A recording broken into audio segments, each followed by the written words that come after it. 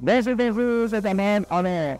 Aujourd'hui, c'est plutôt un appel du cœur aux entrepreneurs ivoiriens. Nous, les entrepreneurs, en Afrique, on part avec un défaut. On n'est pas pris au sérieux. C'est-à-dire que le statut social de l'entrepreneur est mal vu. En tout cas, rarement, les entrepreneurs sont mis en avant. On préfère prendre un DG, un ministre pour être en avant que de mettre un entrepreneur en avant. Parce que ce n'est pas un statut social qui est encore réputé. Pendant des années, on a mis en avant les cadres qui étaient dans les sociétés d'État, les ministres et tout ça. Mais c'est aussi une honnête fait.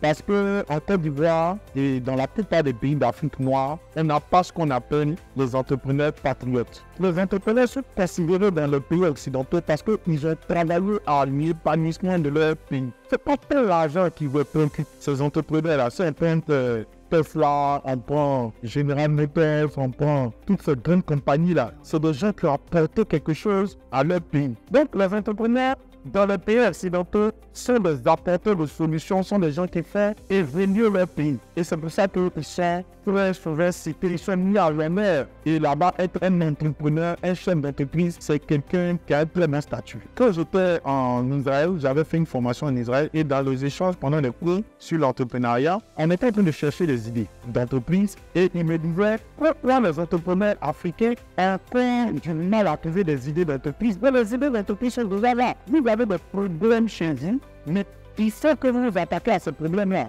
Il disait que, faisant en Israël, quand ils sont tombés, on va dire d'adversaires, tous les pays qui entourent Israël sont contre Israël. Mais les premiers entrepreneurs israéliens se sont mis à prendre tous les produits qu'ils pouvaient importer. Ils ont décidé de les produire et de les fabriquer sur place. Même jusqu'aux champignons, c'est-à-dire champignons de Paris, là. Israël fait ça sur place. Un produit biotique, on ne pris seulement que 2 semaines dans toute l'année. Ils sont autosuffisants en alimentation. Donc la dernière fois, j'étais dans mes balades Facebook et puis Sika Finance qui a fait sortir le classement de produits alimentaires le plus importé de Côte d'Ivoire. Et c'est un niveau que je veux donner aux entrepreneurs patriotes ivoiriens. Il faut vous mettre dans ce produit-là, le petit produit-là. Trouver des entreprises pour réduire le niveau d'importation de la Côte d'Ivoire dans ce domaine-là. Et je vais le citer. Un aliment, premier produit d'importation. Un alimentation frais.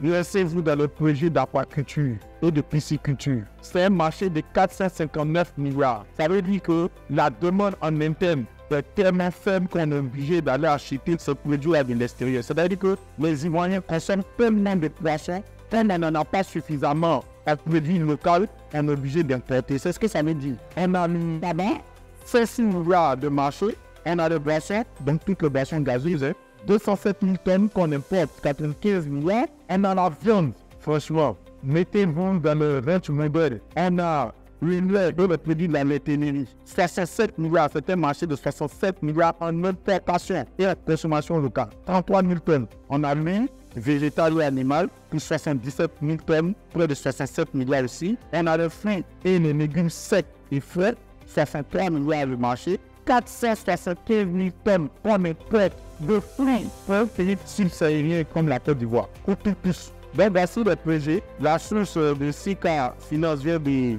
la Direction Générale de la Douane. Donc, voilà, chers amis entrepreneurs, je vous lance un FF, devenons des entrepreneurs patriotes et investissons dans les produits pour permettre à la Côte d'Ivoire d'avoir son autosuffisance dans tous les domaines. Il faut qu'on apprenne à importer le moins possible en produisant sur place les produits que nous consommons. Je sais que ce n'est pas facile. Je le ferai moi avec la checker, je le ferai avec les bouteilles d'emballage plastique. Un des gros problèmes, c'est le financement et on espère qu'on aura notre souveraineté économique, notre souveraineté monétaire, notre souveraineté au niveau de notre banque pour financer les projets qui sont les plus utiles à la Côte d'Ivoire. Je vous remercie.